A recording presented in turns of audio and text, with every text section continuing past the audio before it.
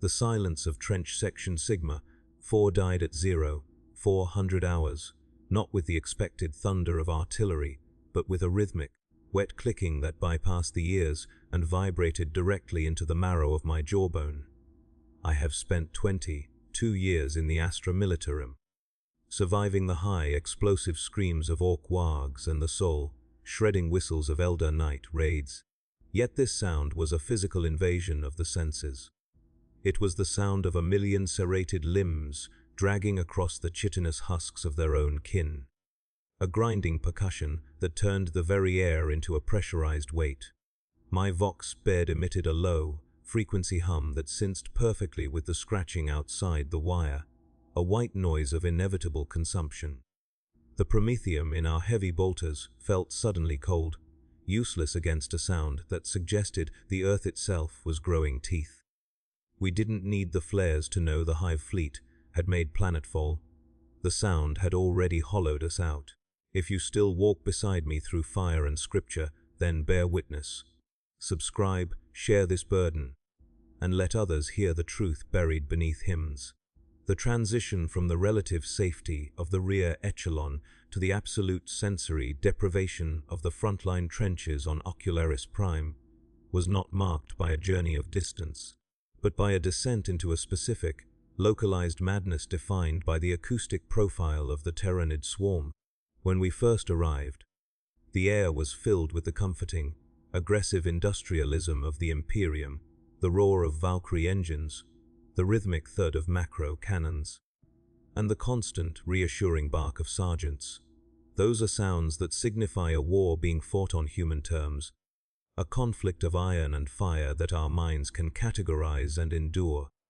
But as the shadow in the warp deepened over the sector, the sounds of our own machinery began to feel thin and performative, like a child whistling in a graveyard to ward off the dark.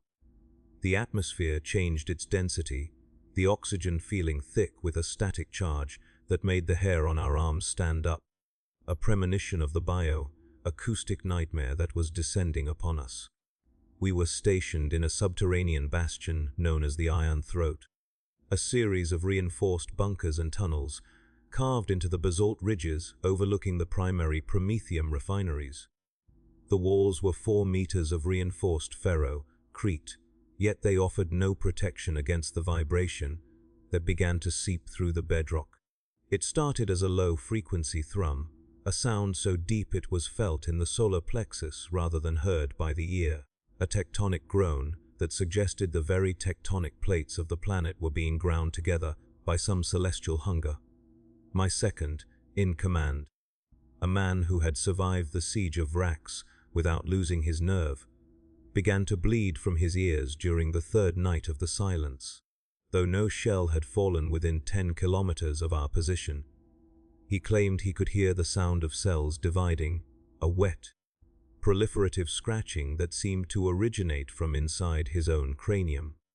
The horror of the Tyrannid acoustic signature is its biological totalism. It does not stop, it does not fluctuate with the needs of logistics, and it possesses no mechanical rhythm that a human mind can adapt to.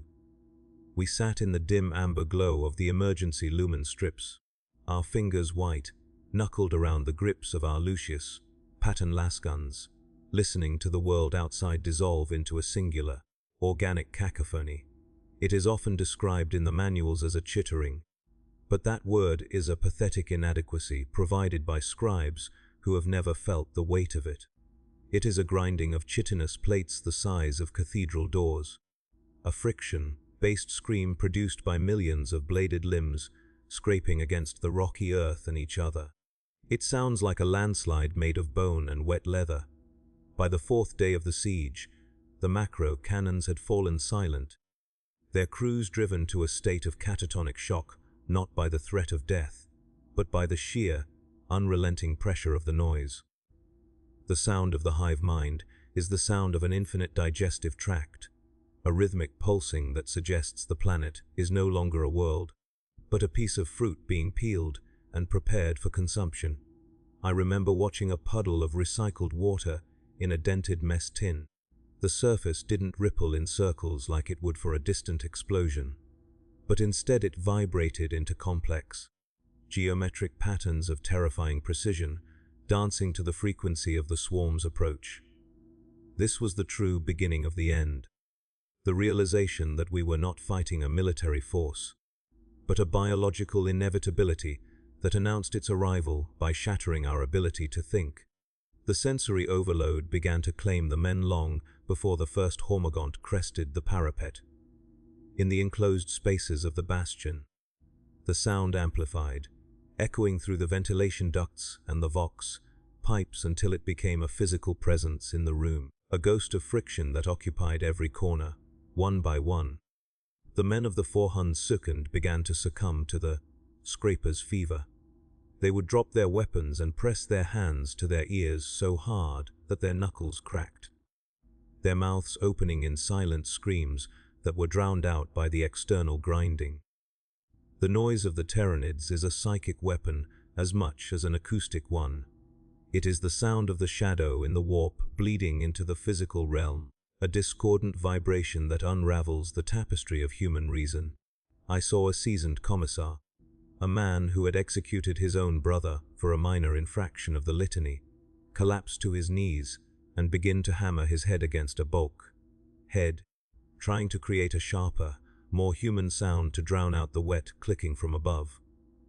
The sound of bone hitting steel was a mercy, a distinct and understandable note in a symphony of alien chaos. We tried to chant the prayers of protection, to raise our voices in the Emperor's name, but our hymns felt like tissue paper thrown against a hurricane. The alien sound didn't just compete with our voices, it consumed them, absorbing the vibrations of our prayers into its own mindless, clicking thrum. Outside the reinforced doors, the sound of the atmosphere itself was changing. The Tyranid organisms don't just move, they breathe in unison, a collective respiratory act that creates a low, pressure hum across the landscape. As the toxins and spores began to thicken the air, the acoustics became muffled and heavy, as if we were trapped underwater. The sharp, metallic clatter of our sentry guns became a dull thud, while the screeching of the Xenos flyers overhead became a subterranean roar. It felt as if the very laws of physics were being rewritten to favor the biology of the great devourer. The sound of a Tyranid invasion is the sound of nature being weaponized against the artificial. Every bolt turn, every gear grind, and every vox click was a lonely, pathetic sound compared to the oceanic weight of the swarm's movement. I recall the moment I realized the sound had changed again. It had transitioned from a collective movement to a focused, rhythmic scraping at the very doors of our bunker. It wasn't the sound of a beast trying to break in, but the sound of 1,000 surgical tools being sharpened against the plasteel. It was methodical, patient, and utterly devoid of the heat of anger. To the Tyranid, we were not enemies to be hated, but nutrients to be accessed. And the sound of their claws on the doors was the sound of a lid being pried off a tin. The psychological attrition of the noise cannot be overstated. In the dark of the iron throat, time ceased to be a linear progression of minutes and became a measurement of acoustic intensity. When the sound grew louder, we knew they were massing. When it grew more high-pitched, we knew the smaller organisms were scurrying through the vents. And when the sound became a low, vibrating growl that shook the foundations of the mountain, we knew the larger bio-titans were moving into position. There is a specific sound, a wet, tearing noise like a wet sail being ripped in half, which indicates the deployment of spore mines. It is a soft sound, almost delicate, yet it carries the weight of a death sentence. Every time we heard that tearing noise, we knew that within seconds, the air would be filled with caustic ichor and acid. The contrast between the monumental grinding of the swarm and these small, wet pops of biological delivery created a sensory landscape that was impossible to navigate. My senses were so heightened and distorted that I could hear the sweat dripping off my own nose onto the floor, a sound that felt like a hammer blow in the brief, terrifying pauses of the alien clicking. The most terrifying aspect of the sound was not its volume, but its intelligence. It wasn't a mindless noise, but a coordinated signal. You could hear the shifts in the swarm's intent, a sudden, sharp escalation in the clicking that signaled a charge, or a rhythmic, undulating thrum that seemed to coordinate their flanking maneuvers. It was a language of friction and vibration that we couldn't translate but could instinctively understand as a blueprint for our own extinction. We were listening to the hive mind think. The sound was the physical manifestation of its will, a billion moving parts acting as a single, terrifying organism. I remember looking at the Vox operator, his headset pushed back, his eyes staring at nothing. He wasn't even listening to the transmissions anymore. He was just watching the needles on his monitors dance to the rhythm of the alien swarm. The needles were red lining, not from radio signals, but from the sheer atmospheric pressure of the noise outside. The Vox caster was screaming, a high-pitched electronic wail that sounded like a dying animal, but even that was eventually drowned out by the wet, heavy thud of a Carnifex slamming its weight against the outer perimeter wall. The sound of the Carnifex is something that haunts my dreams to this day. It is not a roar in the way a lion or a bear roars.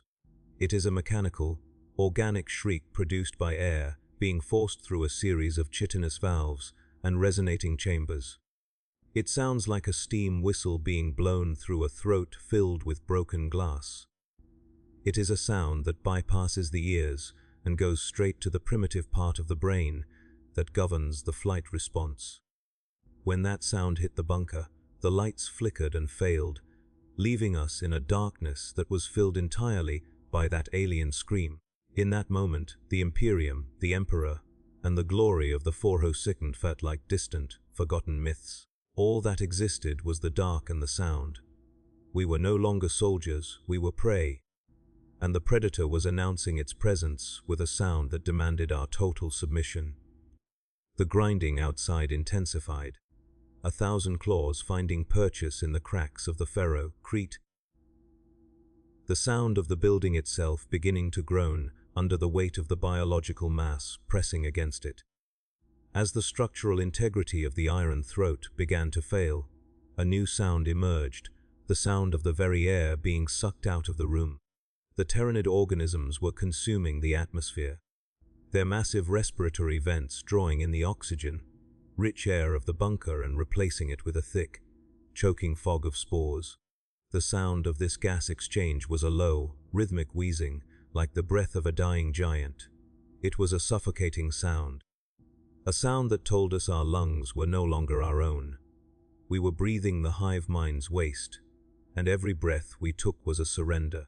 The sound of our own gasping breath became part of the symphony, a panicked, staccato rhythm that clashed with the slow, steady wheeze of the Xenos. I felt a strange, detached curiosity as I watched my hands shake. The vibration of the noise was so intense that my bones felt as if they were turning to liquid. The iron taste of blood filled my mouth, not from an injury, but from the sheer atmospheric pressure of the noise rupturing the small capillaries in my gums. The final sound of Chapter 1 was the sound of the main blast door finally giving way. It wasn't a clean break, it was a slow, agonizing deformation of metal. The plasteel screamed as it was bent out of shape, the rivets popping like gunshots as the immense strength of the Xenos organisms outside forced the gap. And through that gap came a new sound, a sound that was worse than the grinding and the shrieking. It was the sound of absolute, predatory focus, a soft, wet slithering as the first of the Ginestealers entered the room. They didn't roar, they didn't hiss. They moved with a terrifying, silent efficiency, the only sound being the light tap of their claws on the metal floor, a sound like raindrops on a tin roof. This silence, following the deafening cacophony of the siege, was the most honest sound of all. It was the sound of the end. It was the sound of a predator that no longer needed to intimidate its prey because the prey was already broken. I raised my lasgun, my arms feeling like lead, the clicking in my head finally finding a harmony with the movement of the shadows in the corner. The war of noise was over, the war of teeth had begun. The memory of that transition, from the wall of sound to the needle-sharp silence of the kill, is what defines the Tyrannid experience. It is a total sensory takeover. You are first deafened by the scale of their arrival, then paralyzed by the frequency of their intent, and finally executed in the silence of their efficiency. As I stood there in the flickering emergency light, watching the first of the shadows detach itself from the darkness of the breach, I realized that the noise hadn't been a byproduct of their movement. It had been a tool of their conquest. It had hollowed us out, emptied our minds of hope, and replaced it with a rhythmic, pulsing dread that made it impossible to resist. The sound of the Imperium is the sound of a hammer hitting an anvil, loud, proud, and defiant. The sound of the Tyrannid is the sound of the anvil being slowly, methodically ground into dust. And in that dust, there is no room for anything but the clicking. Even now, decades later, in the quiet of a recovery ward or the silence of a void ship, I can still hear it. It's a phantom vibration in my jaw, a wet, rhythmic scratching that reminds me that once you have heard the hive mind, you never truly stop hearing it. It is a sound that waits for you in the gaps between your own heartbeats, a reminder that the great devourer doesn't just eat your flesh, it eats your silence. The secondary stage of the acoustic invasion began with the failure of the atmospheric regulators, a mechanical death rattle that signaled the transition from external pressure to internal corruption. As the ventilation fans ground to a halt under the weight of clogging spores, the sound within the iron throat shifted into a wet, rhythmic pulsing that mimicked the respiration of a gargantuan lung. We were no longer listening to a battle outside. We were trapped inside the throat of a colossal beast that was slowly swallowing the world. The silence of our own Vox network was a vacuum into which the alien frequency poured, a steady, low, frequency thrum that made the liquid in our eyes vibrate until our vision blurred into a smear of shadow and amber emergency light. It was in this claustrophobic resonance that the echo sickness first manifested among the rank and file.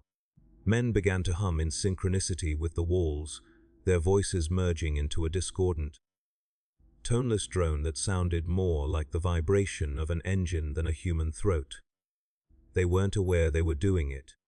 The sound had simply become the new baseline of their existence, a biological hijacking of the vocal cords by the sheer atmospheric weight of the hive mind's presence. I watched my Vox officer, a boy no older than 19, begin to tap his fingers against his helmet in a complex, frantic rhythm that perfectly matched the clicking of the claws against the outer hull. When I tried to grab his hand, he didn't even look at me. His eyes were rolled back, showing only the whites, as if he were trying to see the source of the noise inside his own brain. The sound of the Xenos is not merely an auditory experience, it is a fundamental restructuring of the environment, a sonic terraforming that prepares the prey for the reality of their own consumption. Every sound produced by the Imperium in those final hours felt like an apology. The discharge of a lasgun, usually a sharp and defiant crack, was muffled by the thickening atmosphere, sounding instead like a dry twig snapping under a heavy boot. The mechanical growl of the remaining sentry turrets was a stuttering, desperate noise, the sound of gears being choked by the same fine, grey dust that was filling our lungs. We were witnessing the death of the machine, the systematic silencing of everything artificial by the overwhelming volume of the organic. I remember the sound of the refinery's secondary coolant pumps failing, a long, descending moan that sounded like the planet itself was sighing in exhaustion. When that sound ended, the clicking of the swarm seemed to double in volume, as if they were feeding on the absence of our industrial noise. The Tyrannid soundscape is predatory in its economy. It fills every gap left by the retreating Imperial presence. There is no such thing as quiet when the great devourer arrives. There is only the transition from the sound of resistance to the sound of digestion. The air grew so thick with the vibration that the dust on the floor began to form into strange, organic shapes. shivering and migrating across the tiles like a colony of microscopic insects. This was the true horror of the Iron Throat. The realization that the sound was a physical force, capable of manipulating the very matter around us, turning our last sanctuary into a resonating chamber for our own demise. As the perimeter collapsed, the sound of the swarm changed from a distant grinding to an intimate, localized wetness. We began to hear the sound of the feeders, the smaller organisms that followed in the wake of the warriors to begin the process of reclamation. Their sound was a soft, squelching noise, like thousands of sponges being squeezed in a dark room. It was the sound of blood being moved, of biomass being liquefied, and of the earth being turned into a slurry. This sound was more terrifying than the screams of the dying, because it was so methodical, so devoid of urgency. It spoke of a hunger that was infinite and a victory that was already assumed. I stood on the command dais, looking down at the flickering monitors that showed the blue dots of our squads being winked out one by one, replaced by a sea of red that pulsed in time with the thrumming in the walls. The sound of their deaths was rarely a scream. Most often, it was simply a sudden cessation of human noise, followed by that wet, busy squelching. The Vox channel for Squad Gamma was left open for 3 minutes after they were overrun, and all we heard was the sound of a heavy bolter trying to cycle a jammed round over and over, while underneath it, the rhythmic slurping of something drinking from a ruptured fuel line filled the air. It was a sound of absolute utility, a biological machine performing its function without waste or emotion. The psychological weight of this acoustic environment created a sense of time dilation that made every second feel like a century of grinding teeth. The men began to hallucinate sounds, the voices of their families, the distant bells of terror, the phantom orders of commanders long dead, all of them warped and distorted by the underlying clicking of the Chetin. This is the mind-grained, the process by which the Tyranid frequency breaks down the individual's sense of self, leaving them a hollow shell for the shadow in the warp to fill. I saw a sergeant, a veteran of a dozen campaigns, drop his sword and begin to dance, a slow, jerky movement that followed the undulating rhythm of the bio. Titan's footsteps outside. He wasn't mad in the traditional sense. He had simply been retuned by the environment. His nervous system had surrendered to the dominant vibration of the hive. This is the most terrifying sound an Imperial Guardsman can hear, not the roar of the monster, but the sound of his own mind snapping in harmony with it.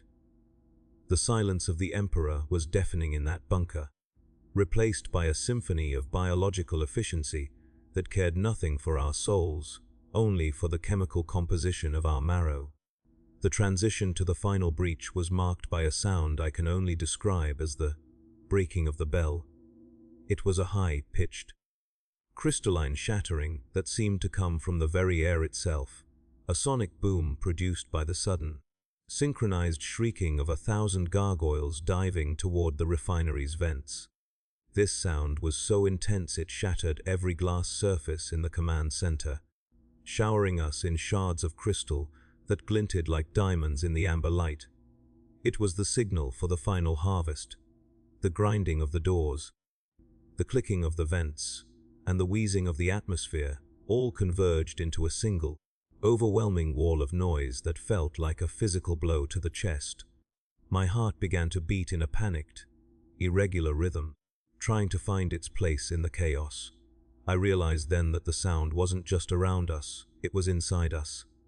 It was in our blood, in our bones, in the very air we were struggling to breathe. We were already part of the swarm, a minor discordance in their grand, predatory song, waiting to be resolved into the silence of the stomach. I looked at the remaining men, their faces masks of grey ash and red blood, and I knew that none of us would ever truly leave this place. Even if our bodies were rescued, our minds would forever be trapped in the frequency of the Iron Throat, listening to the sound of the universe being chewed. The total collapse of the Iron Throat's acoustic isolation was punctuated by the sound of the world becoming liquid. It is a biological constant that when the hive mind determines a site is sufficiently subdued, the nature of the sound shifts from the violence of the hunt to the systematic rhythm of the harvest. We heard it first in the lower decks, a sound that bypassed the heavy iron bulkheads as if they were made of parchment, the digestion thrum. It is a low, vibrating hum, reminiscent of a massive generator, but it possesses a sickeningly organic elasticity. It is the sound of capillary towers rising from the earth, their fleshy vents expanding and contracting as they begin to pump the planet's vital fluids upward into the waiting bio-ships. This sound is the ultimate eraser of human endeavor. Every factory we built, every shrine we consecrated, and every trench we bled in was being converted into a rhythmic, pulsing sludge.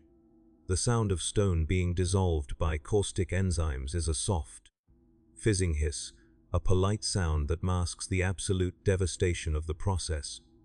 I stood in the darkness of the command mezzanine, listening to the refinery beneath my feet begin to melt. The massive promethium tanks, once the pride of the sector, were groaning as their structural supports were consumed by the swarm's reclamation fluids.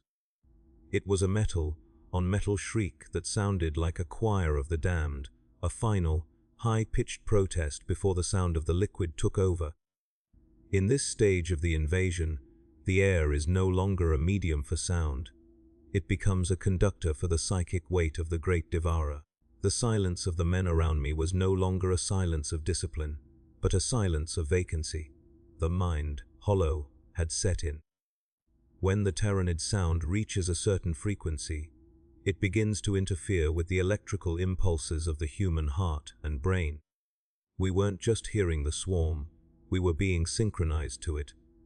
I watched a corporal attempt to reload his stubber, but his movements were slow and rhythmic, perfectly timed to the undulating beat of the capillary towers outside. He was no longer a soldier of the Imperium, he was a component of a biological process he couldn't comprehend. The sound of his fingers fumbling with the brass casings was a lonely, out-of-sync noise that seemed to offend the atmosphere. Eventually, he simply stopped, his hands falling to his sides, his head tilting back as he began to mimic the wheezing respiration of the Xeno's vents. The sound of a human being losing their soul to a frequency is not a loud event. It is a quiet resignation, a soft exhaling of the spirit as the biological imperative of the hive mind fills the void. I could feel it in my own chest, a pressure that felt like a cold hand squeezing my lungs, forcing me to breathe in time with the monsters. Outside, the acoustic profile of the battlefield had transformed into a singular, oceanic roar. The individual sounds of the hormagaunts clicking or the carnifex's shriek had merged into a monolithic wall of white noise that obliterated any sense of direction. This is the acoustic whiteout. In this state, the human brain cannot distinguish between a sound 5 meters away and a sound 5 kilometers away. Every vibration feels as if it is happening directly against your eardrum. I remember the sensation of the basalt floor vibrating so violently that my boots began to smoke from the friction. The earth was being vibrated into a state of high-energy excitation, preparing the topsoil for the arrival of the feeder organisms. The sound of the ground itself was a deep, tectonic growl, the sound of the planet's crust being pulverized by the sheer mass of the tyrannid presence. We were standing on a dying world, and the world was screaming in a tongue made of friction and acid.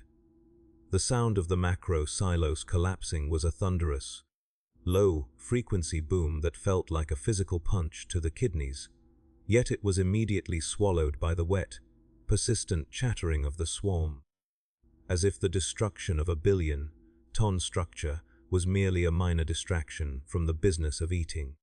The most disturbing sound of the harvest, however, is the siren of the spores.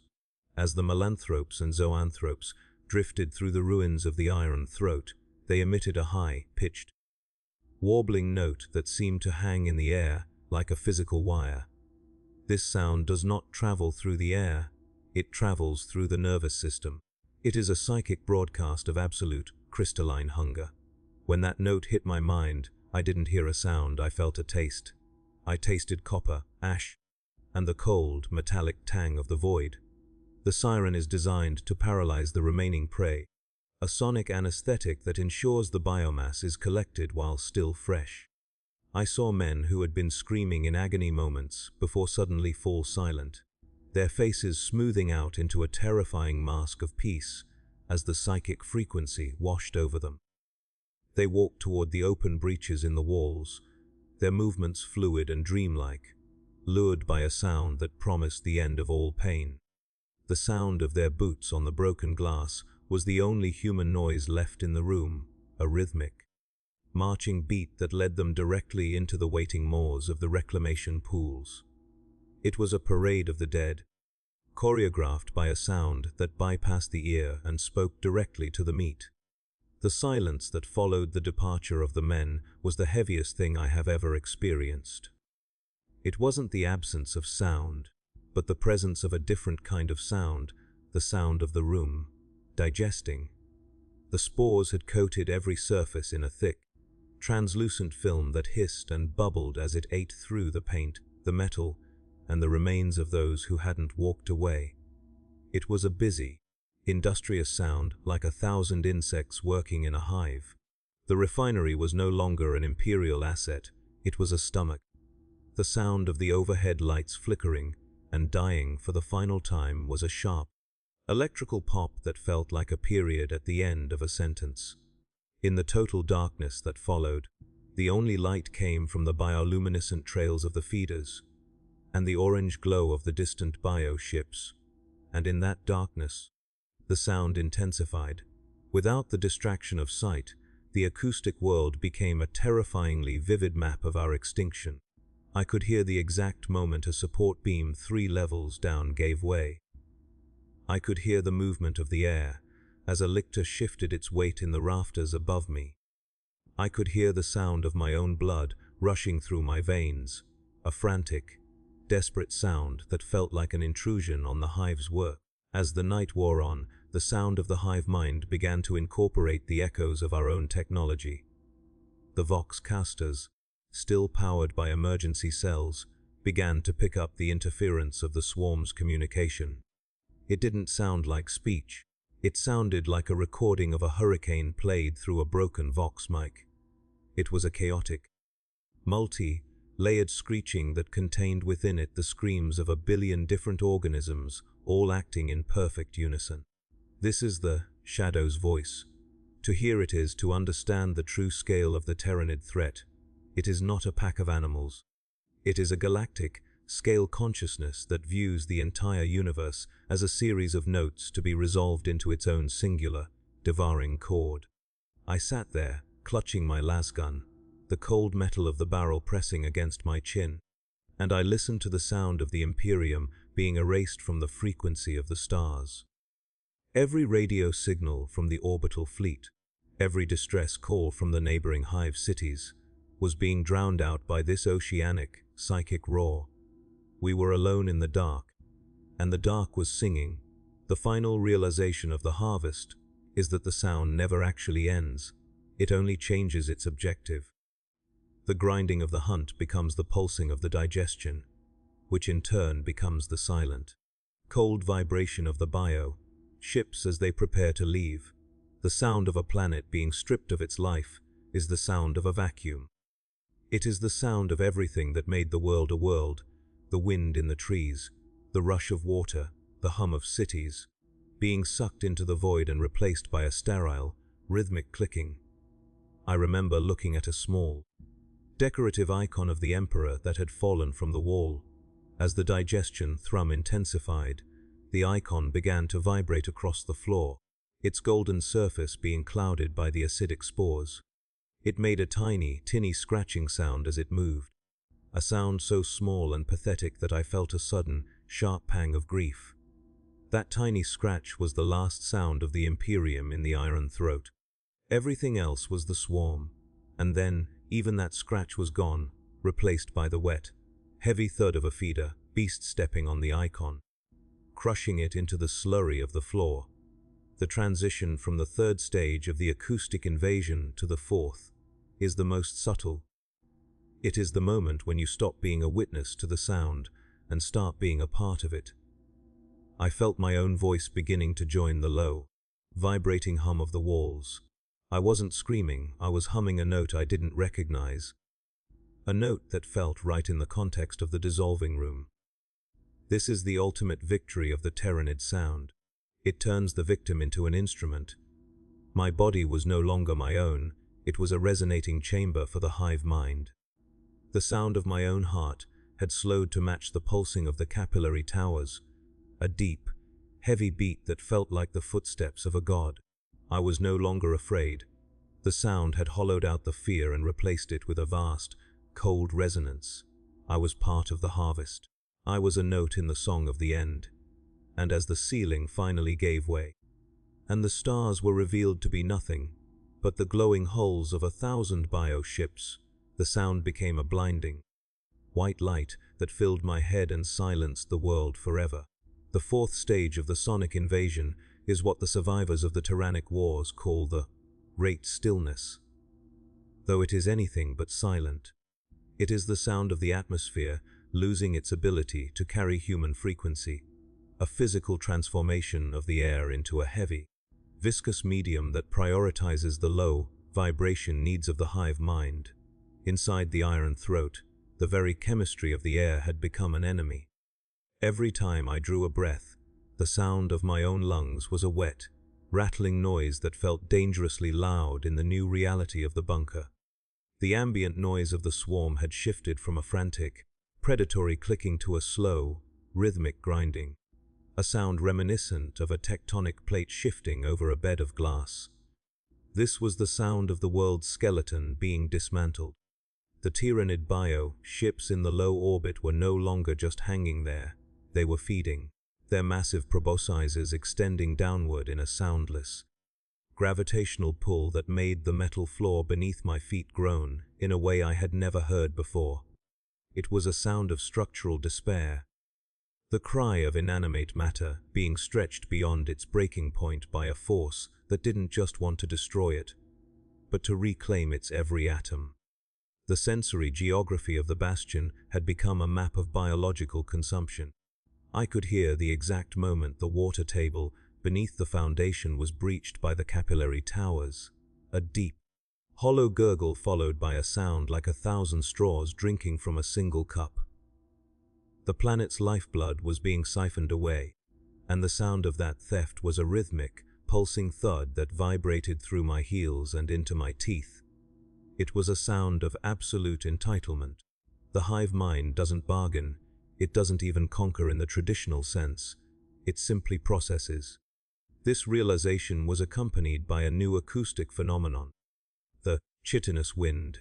As the temperature of the planet began to drop due to the atmospheric consumption, the cold air rushing through the ruined vents created a high-pitched, whistling sound as it passed over the jagged edges of the Xenos carapaces.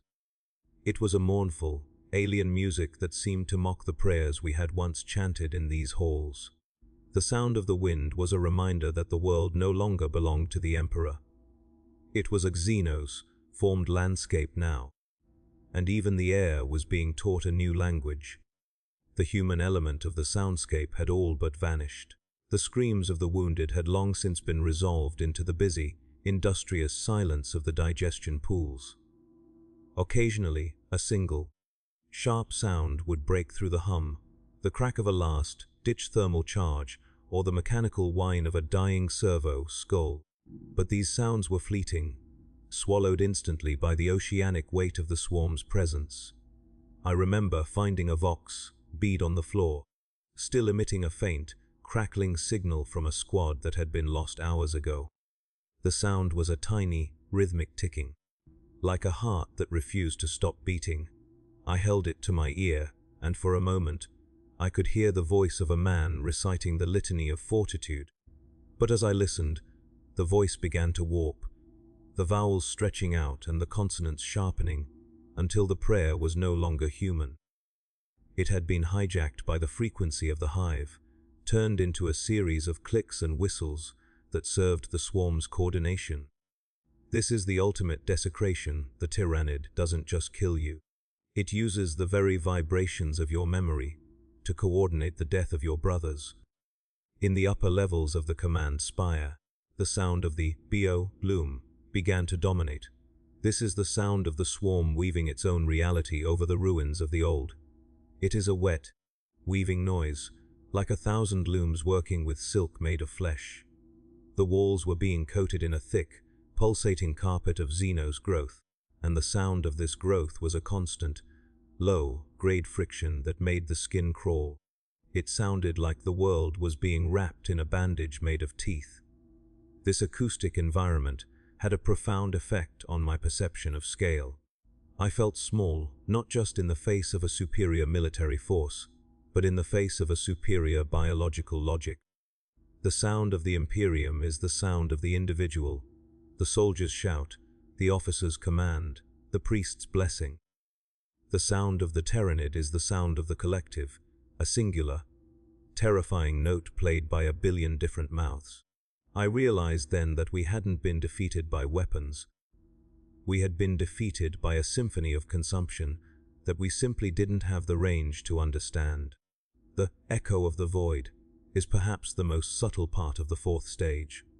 As the atmosphere thinned and the psychic shadow grew, the sound of the bunker began to take on a hollow, ringing quality, as if we were already standing in the vacuum of space. Every sound I made, the clink of my armor, the movement of my boots, echoed back to me with a metallic, artificial distortion. It felt as if the room was rejecting my presence, treating me as a foreign object in a body that was trying to purge itself. The sound of my own pulse was a deafening, irregular thud in my ears, a reminder of my own mortality in a place that now celebrated only the eternal, mindless life of the hive. This acoustic isolation is designed to drive the survivor to the point of total psychological collapse. You are made to feel like a ghost in your own home, a remnant of a dead civilization that hasn't yet realized it is gone. I sat in the center of the command floor, surrounded by the flickering ghosts of tactical displays, and I listened to the sound of the universe forgetting that Ocularis Prime ever existed. The sound of the Great Harvester finally arrived at 0200 hours on the 7th day. It was not a sound I heard with my ears, but a vibration that nearly shattered my ribs. One of the massive hive ships had descended into the lower atmosphere, its shadow physically weighing down the air. The sound it produced was a low, undulating moan that lasted for nearly 20 minutes. A sound of such immense power that it caused the remaining glass in the spire to turn to powder. This was the call for the biomass to be lifted. Across the ruins, I could hear the sound of the capillary towers opening their valves, a wet, suctioning noise that signaled the start of the final ascent. The planet was being exhaled into the stars. I watched from the shattered window as the grey slurry of our world began to flow upward in shimmering, bioluminescent streams, a silent, graceful movement that stood in horrifying contrast to the violence of the battle that had preceded it. The sound of the planet being emptied was a soft, rushing noise, like a distant waterfall. It was beautiful in its own terrible way, the final, perfect resolution of all the discordance that had come before. As the spire began to buckle under the gravitational stress of the ship's presence, I heard the sound of the final door. It was the sound of the very foundation of the iron throat cracking open. The basalt, which had stood for 10,000 years, was being split apart by the sheer weight of the Terranid's intent. The sound was a series of sharp, explosive cracks that echoed through the mountain like the footfalls of a colossus. With each crack, a piece of our history was lost. The archives, the armory, the chapel, all were being surrendered to the void. I felt a strange sense of relief in the face of this absolute destruction. The sound had become so loud, so all-encompassing, that it had finally transcended the capacity for pain. I was no longer a man listening to a war. I was a witness to an extinction, and the sound of it was a cleansing fire that stripped away everything but the present moment. The clicking in my head had finally reached a crescendo, a high-pitched, vibrating note that matched the frequency of the ship above. I felt my feet lift off the floor as the gravity began to fail, the sound of the world falling away beneath me. The last sound of the fourth chapter was the sound of the Vox caster finally burning out. It gave one final, long-form screech, a mechanical scream that seemed to summarize all the terror and defiance of the 400 Tud. And then, there was only the hum. The steady, eternal, mindless hum of the hive mind, a sound that contains no mercy, no anger, and no end. I drifted in the darkening air of the command center, the sound of my own breath becoming the only human thing left in the universe. I was the last note of a dying song, and the silence of the swarm was waiting to swallow me whole. The spire groaned one last time, a deep, metallic moan of surrender, and then the walls themselves began to lift, peeling away like the skin of a fruit to reveal the endless, glowing sea of the hive, fleet waiting in the black, the final stage of the acoustic erosion. The one that lingers in the silence of my remaining years is the sound of a world that has been stripped of its soul. On Ocularis Prime, the transition to this state was marked by the void. Hum, a sound that occurs when the planet's atmosphere has been so thoroughly processed that it can no longer support the standard physics of sound. The air was gone, replaced by a thick, pressurized soup of hyper-oxygenated gases and pheromonal triggers. In this medium, the sounds of the swarm didn't travel, they resonated.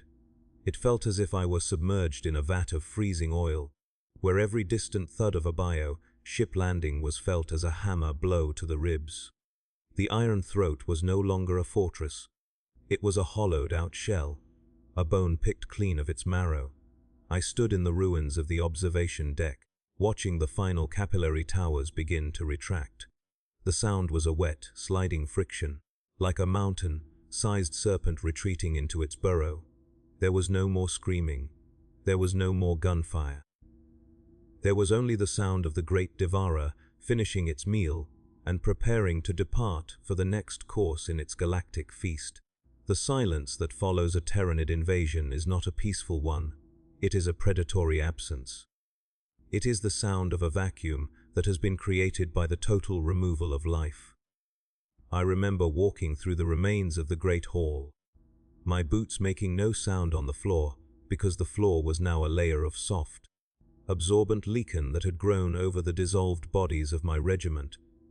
The sound of the wind was gone, because the wind requires an atmosphere with enough density to push against the ruins. Instead, there was a low, constant vibration that seemed to come from the stars themselves, the collective heartbeat of the hive, fleet as it signaled its readiness to move on. This vibration was so steady and so ancient that it felt like the true sound of the universe, a cold, indifferent ticking that made the 10,000 years of the Imperium seem like a momentary static pop in the dark. I realized that the terrifying sound isn't the roar or the clicking, it is the final, absolute silence that proves the Xenos has won. It is the sound of a planet being removed from the ledger of the living, a quiet so profound that it rings in the ears like a high-pitched scream. As the last of the bio-ships ignited their gravity drives to break orbit, the sound within the spire changed one final time. It was a singing of the steel, a phenomenon where the stressed metal of the refinery, no longer held together by its original structural logic, began to resonate with the receding psychic shadow. It was a mournful, undulating tone, a requiem played by the ghosts of the machinery. I sat among the ruins of my life, listening to this metal choir, and I understood that I was hearing the final confession of Ocularis Prime. Every gear that had turned for the Emperor, every bolt that had been tightened by a faithful serf, was vibrating in a final, agonizing farewell. This sound was more human than anything I had heard during the siege. It was a sound of grief. It was the sound of a world that had been loved and defended, now realizing it was nothing more than a collection of atoms being left behind in the cold. The contrast between this mechanical sorrow and the mindless, pulsing hum of the retreating swarm was the most bitter part of the experience. The Tyranids didn't care about our grief, They didn't even hear our silence. To them, the silence was just the state of a finished task. The psychic weight of the great stillness also brought with it a final acoustic hallucination, the ghost, vox.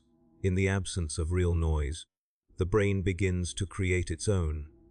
I heard the voices of my men, not as they were during the battle, but as they were in the quiet moments before. The laughter in the mess hall, the chanting of the morning litany, the quiet rasp of a whetstone against a combat blade. These sounds were so clear they felt like they were happening in the room with me. But as the hive fleet moved further into the void, these sounds began to thin, stretched out by the increasing distance of the shadow in the warp. They became faint, metallic, and eventually, they vanished altogether, leaving me with a silence so absolute that I could hear the movement of my own eyes in their sockets. This is the ultimate isolation. To be the last witness to a world is to be the only person in the universe who knows what a planet's heartbeat sounds like before it stops. The rescue fleet arrived 3 weeks later, though rescue is a word that holds no meaning in such a place. They found me in the center of the Iron Throat, sitting in a throne made of rusted girders and dried Xenos slime.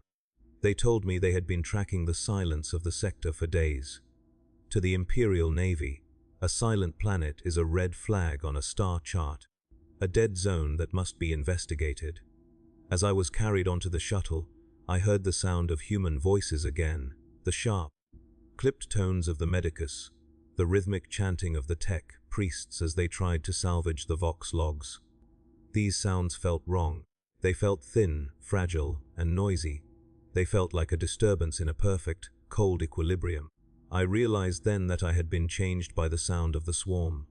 I had been tuned to the frequency of the end, and the sounds of life now felt like an intrusion.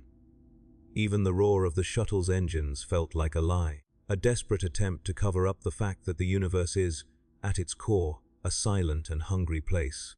Now, as I sit in this padded cell on the inquisitorial cruiser, the sound of the air scrubbers is a constant source of irritation. They try to mimic the sound of a functioning world, but I can hear the clicking underneath. I can hear the wet, rhythmic scratching in the walls of the ship, a phantom frequency that has never left my nervous system. They ask me to describe the sound of the enemy, to give them data they can use to develop new sonic, dampeners or psychic shields. How do I explain to them that the most terrifying sound is not something you can block out? How do I tell them that once you have heard the hive mind, your own heart begins to beat to its rhythm? The sound of the Tyranid is not a weapon they use, it is the reality they bring with them. It is the sound of the future, a future where the clicking and the grinding eventually resolve into a silence that will last until the stars themselves burn out. I remember a single moment before the shuttle lifted off from Ocularis Prime. I looked down at the surface of the planet, which was now a grey, featureless ball of dust and rock. There was no color, no movement, and no sound. The atmosphere was a thin, tattered shroud of chemical waste, and for a second, I thought I heard a single, high-pitched note, a sound like a silver bell being struck in a vacuum. It was the sound of the planet's final atom being processed, the very last vibration of a world that had been home to billions.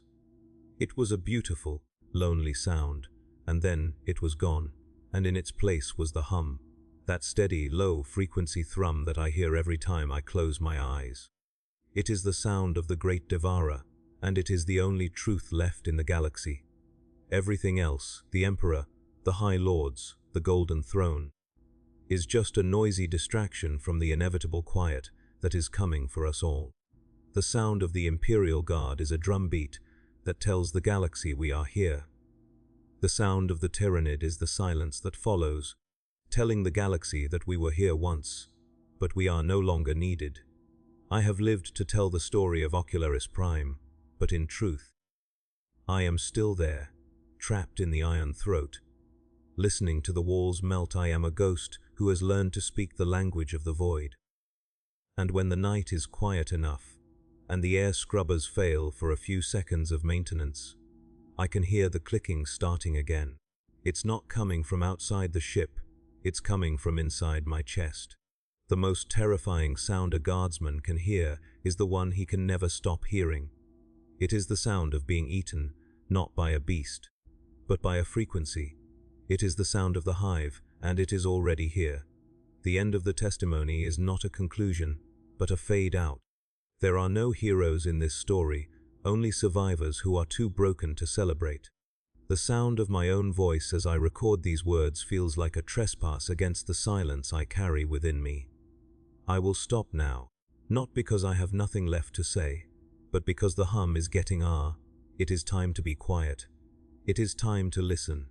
If you are hearing this, it means you still have ears that can be offended by the noise of the world. Treasure that noise.